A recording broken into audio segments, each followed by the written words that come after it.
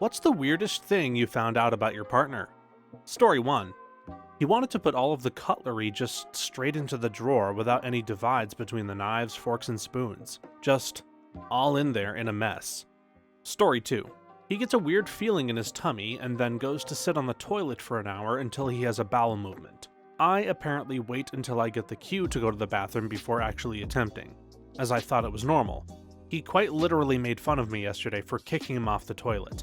You made me get up in only 30 seconds? Dude, you've been in there for 45 minutes and clearly nothing was happening. If you could just let me in like that. Every close adult man in my life was a toilet hog, and this gets me internet hate, but I stand by it. I actually made this a deal breaker when I lined out in the dating phase. I was like, if you have a medical reason to hog the toilet, that's fine. If you don't know the reason, but you are working with your doctor, that's fine. But if you're in there for 30 plus minutes every single time you have to go and you expect me to just accept that without you seeing a doctor to fix or find out the reason, that's crap, pun intended. Like, I'm sorry, but my conspiracy theory is that a lot of people are just being inconsiderate and bathroom hogs. Do you want privacy and alone time? Just let me know and go to another room. Don't boggart the freaking toilet. Hey, I see a lot of jokes, but I'm an older guy who has the same issue you're describing. I talked to doctors for decades but was ignored, told to eat more salad, get more exercise, etc. At age 45, I got my first routine colonoscopy and was finally diagnosed with a redundant colon. The gastroenterologist put me on mass fiber powder and propylene glycol. I had been living an uncomfortable, painful at times existence for 30 years because no doctor listened to me for an issue that could have been easily remedied. It might be something he should bring up with his doctor if he is suffering from constant bloating, gas, constipation, abdominal tenderness, and even possibly anal tearing / fresh blood when using the bathroom. Redundant colons are actually fairly common and rarely diagnosed, and the treatment is just taking fiber powder daily and using something like Miralax. It turned my bathroom visits from hour-long sessions into what normal people have, just a few minutes at most. Please help him. I wish a doctor had helped me 30 years ago. Story 3. How every single cup of coffee is left a quarter full around the apartment. I have several friends who do this with literally every beverage. I don't understand it at all. They all just leave behind a couple of sips worth of drink. And it's not like they're always just forgetting about it either. Sometimes they leave it behind and then go grab another drink. I'm so curious, I just want to understand why they do it. I really don't get it at all, not even a little bit. Boggles my mind. As someone who does this, I'll offer some insight. I'm a slow drinker, so by the time I'm down to the last fourth, the ice in my coffee has melted and watered it down. The milk is warm, the soda is flat, and the tea is cold. Now the drink is gross, and I don't want to finish it. We call that little franchises at my house. My lovely wife sets up little franchises all over the place. Desk in the front office, franchise. Primary ensuite and vanity, franchise. Kitchen island, kitchen counter near the sink, and kitchen table, franchises on the Starbucks model. One on every corner and across from each other. So many franchises. Story 4. He sleeps like a vampire, sleeping on his back, with his arms straight by his sides or folded on his chest, every single night. Some nights he doesn't even change his position at all. I was seriously concerned during the first couple of nights we slept in the same bed. Oh my god, mine too. He sleeps propped up on like 4 pillows. He pulls the covers up to his chin and then puts his arms outside the blankets, like someone who just died in a hospital bed. He also doesn't like his feet being covered by the blanket. He drives with Google Maps oriented north.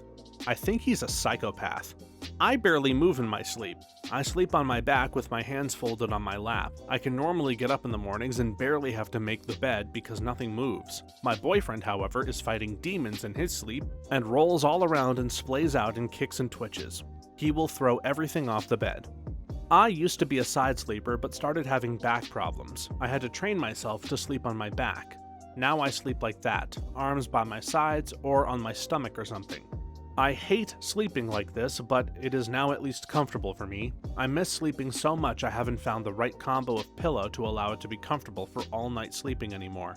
My ex-husband did this too. I actually found out why, too. His mom is very freaking old. She raised all 8 of them in rural Oaxaca, where it is normal to physically restrain your children to sleep. Think swaddle, but she tied a girdle around their middle to ensure they couldn't get out of it. She said she would wake up at daybreak with the rooster. If the baby was up, she breastfed them back to sleep, then tightened the swaddle again and left for the corn mill so she could get her nixtamal ground for the tortilla masa. Came back, the baby was usually awake but still lying in the same spot. She said she did this because she feared they'd start moving around and get into things like the fire or get stung by a scorpion. This witch also said she would tie her toddlers to chairs so they'd let her get her work done. Then she parentified the older kids because she genuinely did not like being a parent. She said she felt her time was better spent getting crap done rather than wasting time sitting a baby on her lap, her own words. And no, she did know better. After kid number 5, her oldest son forced her to get on birth control because she sent him off to Mexico City at age 13 to work and send money back home to support his siblings. Meanwhile, Dad was drunk and Mom just kept popping them out and forcing her oldest son into a stepfather role. Story 5. He will occasionally, usually when I'm not around to be appalled, eat dry tortellini straight out of the bag when he's reading in bed. Dry tortellini. Wait, what are we talking about? The crunchy dry tortellini or the soft refrigerated ones? I will absolutely snack on the soft refrigerated ones while waiting 2 hours for the water to boil. They aren't bad, but the crunchy shelf-stable ones? That would freak me out too. Story 6. I always thought that when movies or TV shows feature someone talking in their sleep and they just spout random silly nonsense, it was mostly for comedic effect and wasn't really a reflection of real life. Nope, my partner talks in his sleep and it's always just absolute random silly nonsense. The most recent one was, in a tone of dismay, "There's ice cream all over the stairs," followed by a drawn-out, "Bro." He also just periodically giggles in his sleep, which frankly is one of the most adorable things I've ever seen from another human. My husband was lying next to me playing on his Steam Deck, and I was asleep next to him. According to him, I sat up, put my hand between his face and the screen and said, "Don't fall," and laid back down. My other favorite is me sitting up, laughing and saying, "Nighttime is funny," and laying back down. That one still freaks him out. My husband will have conversations in his sleep. Some mornings I have to ask if he remembers talking to me about X, because I don't know if he was asleep or starting to fall asleep. He also screams in his sleep from nightmares, which is very startling. Giggles would probably freak me out, honestly. I was camping for a week this past summer in the US, in shared cabins, and this guy sleeping in the bed across from me would verbally drift in and out of conversations with himself. It woke me up a few times. I laughed when I told him some of the random things he said. He went completely white and was horrified. He had no idea that he talked in his sleep. Apparently nobody ever told him that before. He was 35 years old. My wife sings in her sleep. Not real, recognizable songs, but cute gibberish lullabies. Very quietly. It's actually one of the most adorable things I've ever seen and one of the things that really made me fall for her. I can always tell when she's stressed out or unhappy because she stops singing. And before anyone asks, yes, she sings fairly constantly when she's awake too. Part of the reason why she got a job as a kindergarten teacher was so that she would have a job where it would be allowed. My partner and I have been together for 17 years now. Neither of us has ever been a sleep talker until the past year. I'm the one who has started talking, and it's weird. Like, I've had short conversations with him that I don't remember. One time I had a dream he got hit by a car, and he woke me up because I was just going, "No, no." He has also woken me up to ask what I want to eat, and I've been like, "I don't care, tacos maybe," and then he comes home with food, and I'm like, "Where did you get tacos?" That's super cute of your partner, though. I love the ice cream bit. I was up late reading a book, and my partner suddenly sat bolt upright beside me while dead asleep and said, in a pleading, almost sad way, "Don't forget the..." and then laid right back down again as if nothing happened. After scaring the crap out of me, I was puzzled all night about what it could have been. I asked the next morning and had no clue. That was 11 years ago, and it still bugs me not knowing. I shared a room with my sister growing up, and she would have full-on conversations while propping up and staring at you, but she was completely asleep and she wouldn't remember it when she woke up. They were somewhat random, but also not. She usually confronts you about her internal angry feelings, lol. For example, she would say something like, "Why can't you just listen to me when I'm speaking to you instead of scrolling through your damn phone? Can't you see that it bothers me? Like, for real, put the damn phone down once in a while." She was usually angry and super aggressive too. I was glad when I finally got my own room because I half thought she might shank me in my sleep. She's been single her whole life, and I can't help but think maybe she said something awful to her very short-lived boyfriends in her sleep and not realized it, like, I don't even love you, I'm just lonely and desperate, why can't you just get the hell out of my life, or something. Story 7. Evidently, there is a right way and a wrong way to fold towels. Yes, I learned this as well after moving in with my wife. There was her way of folding them, then there was my way of folding them, and after some communication, we found a compromise, and now we fold them her way. Final towel fold should be Z-shaped, so that the edges line up better than just folding halves over each other. Stacks of towels look so much better this way. Fold at the 1/3 mark, then fold the opposite way at the 2/3 mark. Once you start doing it, the old way looks terrible. Our compromise was to start rolling them up for storage in the linen closet after seeing it on some silly organization video years ago. Works great for our storage situation, but the thirds versus fourths battle waged for a while in this silent aggressive manner, depending on who did the wash that week. Now with kids, I don't care how anything is folded because the onslaught of continuous laundry leaves little time to care. If you want the stack of towels to sit straight and level, you have to alternate which end has the fold. If you stack fold on top of fold on top of fold, that side of the stack is way taller than the other side, and it won't sit right. It's as easy to do it the right way as it is to do it the wrong way, so why not do it the right way? Also, this rule applies to a lot of things in life. Story 8. How unbelievably and almost uniquely normal she is. She has no drama, no family issues, no trauma-induced fetishes. She's like Superman and loves people for who they are. She's mild-mannered and kind. I love animals. Like she has zero crazy. We've never raised our voices to one another in 9 years together. Coming out from 30 years of chaotic relationships, it's still a little unsettling to me sometimes. Like we've been married 7 years now and I still wait for the crazy to pop up. But there very well may just not be any. She's the definition of a breath of fresh air, every day. Dude, this is my girlfriend. I used to feel like there was a lack of general life enthusiasm about her, but I couldn't describe it. Only positive things. She gets excited, she has interesting things to say. But I always felt like something was missing in our relationship. I mentioned that to my psychologist friend. She said, "Did you say your ex was super judgmental and oversensitive?" I said, "Yeah." She said, "I probably see drama as excitement, and that's why this good relationship seems lacking." Totally changed my perspective. It's a mild case of this person always chooses abusive partners. It's because they find that lack of drama or abuse uncaptivating. I told my manager at the time about my then girlfriend, how she was zero drama and I sometimes crave that excitement. My manager said, "How many years do you think you can handle drama? 1 year? 2 years? 5 years? Trust me," he said, "after 5 years, all you want is to come home after work and just chill in a quiet place." This advice just changed my life forever and I married my girlfriend. Best decision ever. You seem to be drama-free too, though. Despite your past experience, it takes 2 people to have a good, drama-free relationship and only one to make it chaotic and crazy. If you were dramatic and crazy, the relationship would have been dramatic, no matter how normal she is. I really appreciate you saying that, and it's kinda true, but for me, it took a lot of work. Therapy, breaking the family trauma cycle, getting over childhood abuse and doing my best to mask my Asperger's. The last part is the hardest, and she understands when I'm stemming or completely overwhelmed somewhere. She allows me to have my obnoxious amount of collections that she knows helps me calm myself. On paper, we shouldn't work, but we do. Very well. My boyfriend is unbelievably normal, neurotypical in a high-powered job he loves and is good at, and regularly goes out and hosts for his friends. No childhood trauma, no family drama. I sometimes need to specifically hang out with some of our friends who are also addicted, anxious, whatever, just to feel like less of an anomaly. You're describing my husband. All my friends have some kind of mental health issues, and I'm one of the worst of them in that regard. So ending up with a very soft, kind, and sane person with zero issues was not on my bucket list.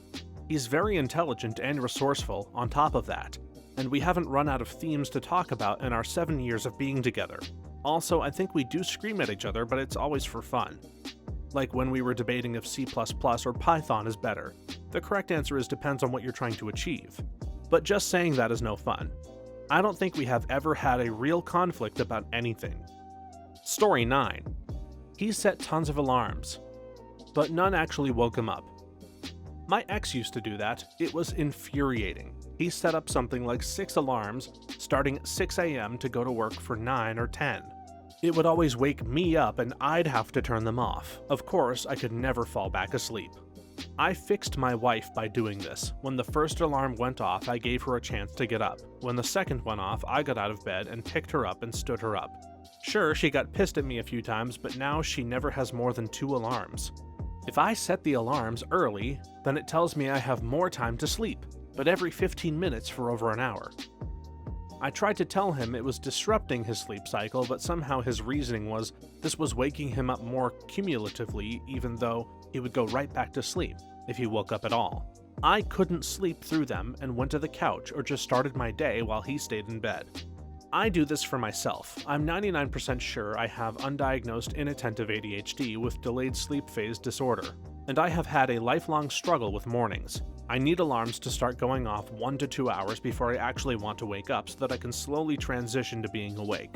I can't just jump out of bed. A single alarm means I'm probably not going to actually wake up. The only thing that seems to work for me is having multiple alarms.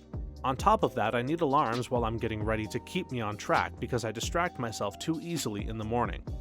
I realize no one is going to see this at this point, but most of y'all need to get a sleep study. Sometimes it's a behavioral issue, not taking the snooze seriously and enjoying sleeping in, but a lot of folks are literally describing treatable sleep disorders. Tell your primary care doctor that you need to see a pulmonologist, sleep specialist.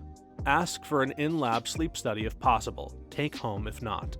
Tell the sleep specialist what your actual sleep habits are like.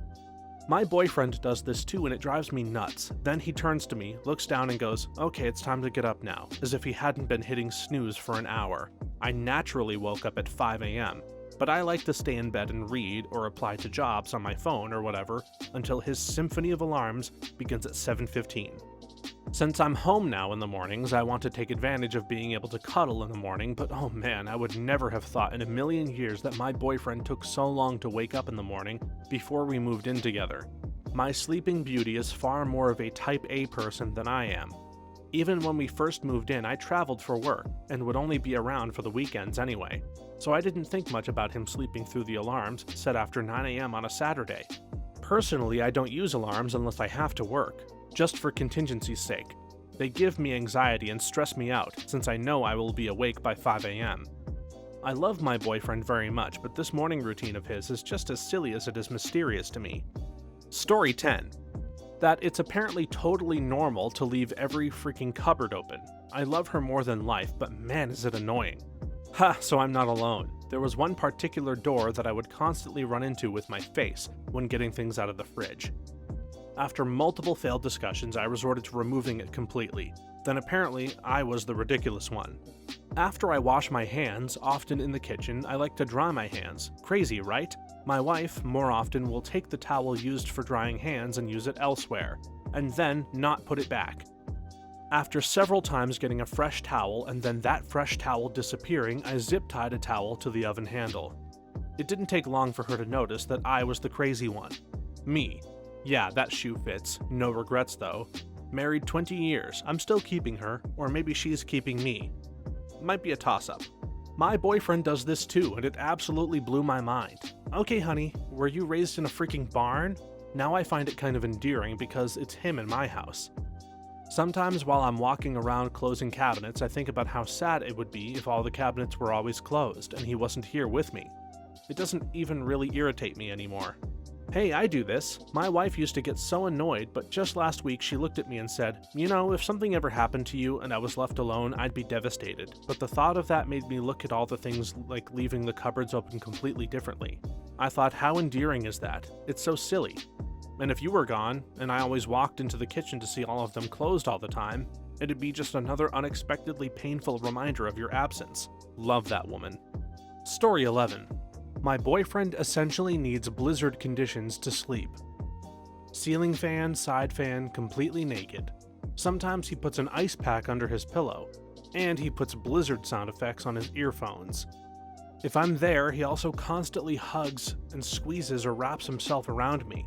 We only lived together for a week at a time before, as I need basically the opposite conditions: warm, layered pajamas, untouched silence. We're not compatible with sharing a sleeping space, so in a couple of months, we're getting a 2-bedroom place together so that we can get to sleep and do not want to murder each other. I think a lot of marriages would benefit from different sleeping spaces.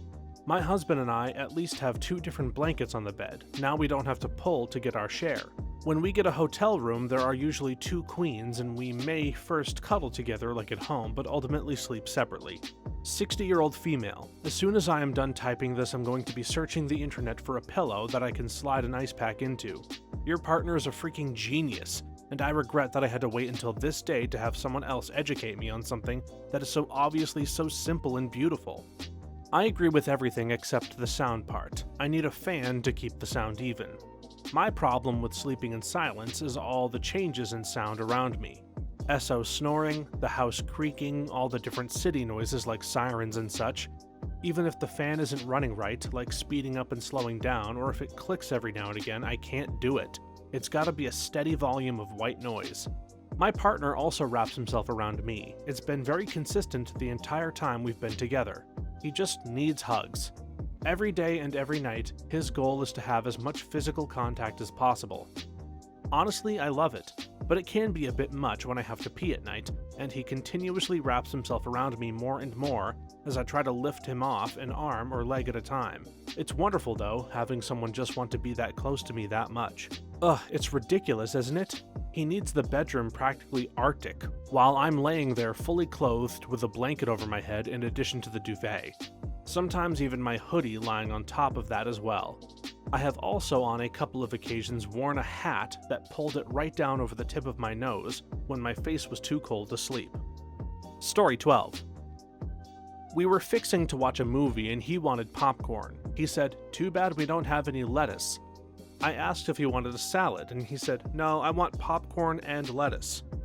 He said he never said anything at the movie theater because he always knew they never had lettuce. The man eats bites of lettuce and popcorn together. His whole family does. My sister did this. I was having a sleepover at her house and she started eating a head of lettuce as we were watching a movie. I teased her but then tried it.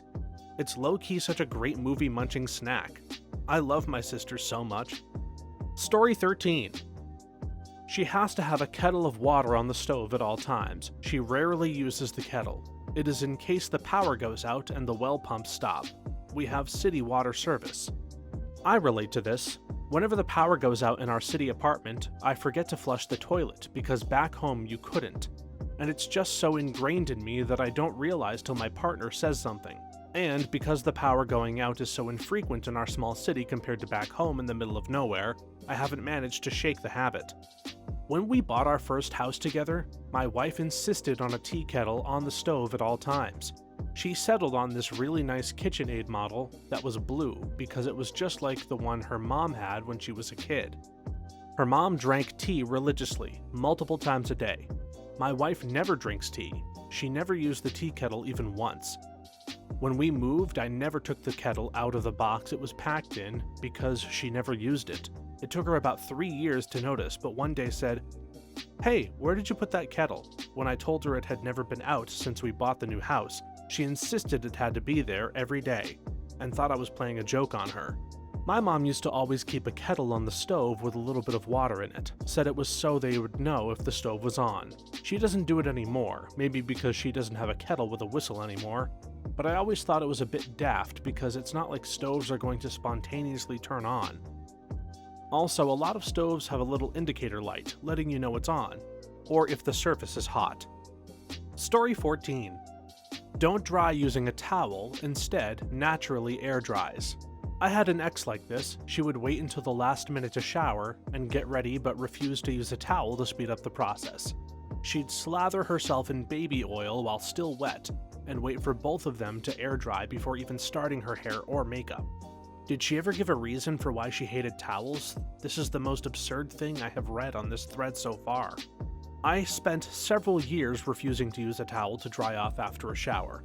My reasoning was that no matter how freshly clean a towel I used, my face and back would start breaking out, but my skin would stay clear if I air dried. I couldn't figure out if it was just irritation or something on the towel causing my issues, so it was easier to just not use one. I was living with my ex at the time and we kept having issues with mildew. which may have been the cause. He couldn't smell the mildew, so he made me feel like I was crazy rewashing everything with bleach, vinegar, and borax. Separately, not combined, lol. To try to get the smell out of things. Washing would work until the fabric got damp, and then the mildew smell would come back within 30 minutes. And it wasn't an issue with the washing machine or dryer, since those got replaced at one point due to unrelated issues. After we broke up and I moved out, I noticed that the mildew problem just stopped. Despite me only having access to a very crappy washing machine and having to air dry everything, it took me a few months, but I finally experimented with towel drying again, and now I have zero issues and never want to go back to air drying. Story 15. So, when my husband and I moved in together after various roommates and housing jumps, we ended up with a collection of can openers, but only one was any good, as it happens. I do a lot of heavy cooking, so I'd usually end up pulling 2 or 3 openers out, trying them until I find the one that can do all the work I need. I'd put the extras aside, intending to ask him his thoughts on how to handle it. They still can be used, so I didn't want to toss them out, but it's too much work to use them for multiple cans at once. But always I'd forget and he would clean the dishes and end up putting those away. We moved across the country together, we were engaged, when he finally asked, "Why do you use 1 can opener per can when you cook?" That was how he interpreted the empty cans and piles of can openers. That I was some oddball who didn't want to cross-contaminate my cans when opening them. And he was fully prepared to marry into that perceived craziness. Story 16. My boyfriend sleep talks, yells, sings, and laughs. I woke up in a panic thinking someone was breaking in because he had yelled at the top of his lungs, "What the fuck are you doing here?" Just to look over seconds later and see him with his eyes closed and mouth wide open. Story 17. He is a really good singer. That happened to me and my first wife. I studied piano and voice in my youth and performed solo and in ensembles, but took a break from it for some years, during which time we met and married. A few years and a cross-country move later, I began talking about finding a choir or something to join. After mentioning it a few times and talking about the groups I'd found, she exasperatedly told me I couldn't sing worth a damn and should just give up the idea. When I asked what she meant, she said that she'd heard me at home and I was terrible. She'd only heard me crooning quietly while wearing headphones and playing video games. Of course, that was bad. The whole thing had me stunned. At that moment, we were walking through the food court at the mall on a busy afternoon. I stopped in my tracks, stared at her, took a deep breath, and belted out a line or two from an aria from a competition years earlier, Italian text, in as richly toned a voice as I could muster without warming up. She was completely shocked and buried me with her confused questions that amounted to how could she not have known about this. A couple met, fell in love, and quickly decided to marry. Poolside on their honeymoon, he dives in and swims 8 lengths in seconds. "Wow," she said, "I didn't know you could swim like that." "I haven't told you yet that I was an Olympic swimmer." At this point, she dives in and matches his time. As she gets out, she sees his stunned look and says, "I haven't told you yet that I was a prostitute in Venice and worked both sides of the canal." Story 18. My partner was born and raised in a developing nation and has only lived in the US for about 5 years, so the cultural differences have been pretty interesting in terms of lifestyle. You think you have a decent idea of the size of your privilege until you're presented with all the myriad ways your upbringing was totally different from theirs. He's intelligent and well-educated, so it just didn't occur to me just how much of what I consider basic knowledge is dependent on experience and access to certain items. Some examples. He never had a car with cruise control in his home country and didn't know it existed. We were 12 hours into a 14-hour drive before I noticed he wasn't using it and asked why. As you can guess, he's a big fan, lol. He knows our tap water is safe, but he still can't drink it without using a filter. It's too ingrained in him. Similarly, his country doesn't have water softeners, so I had to explain about those. He also never had a dishwasher before, so trying to get him to use ours instead of washing the dishes by hand has been a challenge. I feel like they get cleaner in the dishwasher, and he feels like they get cleaner when hand-washed, because it's what each of us is used to. At the end of the day, they get cleaned, so I don't know. Despite cooking for himself since he was a child, he doesn't know a lot of what I consider basic cooking skills. He had a hot plate and a microwave, and that was it. Apart from cooking oil, there wasn't money for things that helped with the cooking process. Any herbs or sauces were chosen for A, strong flavor to hide the taste of ingredients that were bland or even a little past their prime, and B, cheapness. He prefers much stronger flavors than I do as a result, but he's also been extremely receptive to everything I've taught him to make so far. Thanks for watching until the end. If you have a similar story to these that you want to share with us, please leave it in the comments below. If you enjoyed this video, please leave us a like and subscribe. For more videos like this one right now, please stop by our channel. Thanks again, and see you next time.